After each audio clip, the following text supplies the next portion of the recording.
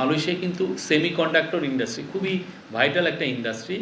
এইখানে কিন্তু Malaysia tense of billions of dollar সেখানে ইনভেস্ট, অ্যানুয়াল ইঞ্জিনিয়ারেরই ডিমান্ড হচ্ছে 6000। তো আমরা আশা করছি আমাদের যারা শিক্ষার্থী ভাই বোন ওইখানে পড়াশোনা করেন তাদের জন্য এটা হাই স্কিল যে ওয়ার্কের একটা বড় দুয়ার উন্মোচিত হবে। আর বাংলাদেশের যে ডিগ্রিগুলো আছে সেটা যেন মালয়েশিয়া একসেপ্ট করে সে বিষয়েও এটা নিয়ে কথা হয়েছে। রোহিঙ্গা ইস্যু নিয়ে অনেক কথা হয়েছে।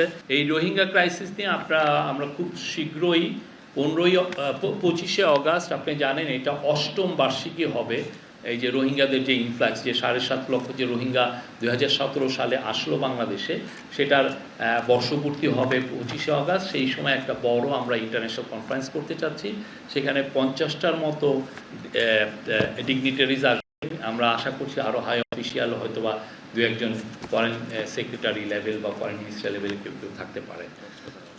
আর এটা কক্সবাজার হবে। এছাড়াও রোহিঙ্গা নিয়ে ইউএনের হোস্টিংয়ে একটা ইন্টারন্যাশনাল কনফারেন্স হচ্ছে নিউ ইয়র্কে, সেটা হলো 30শে সেপ্টেম্বর, যেটার ফ্যাসিলিটেটর হচ্ছেন হলো মালয়েশিয়া এবং ফিনল্যান্ড।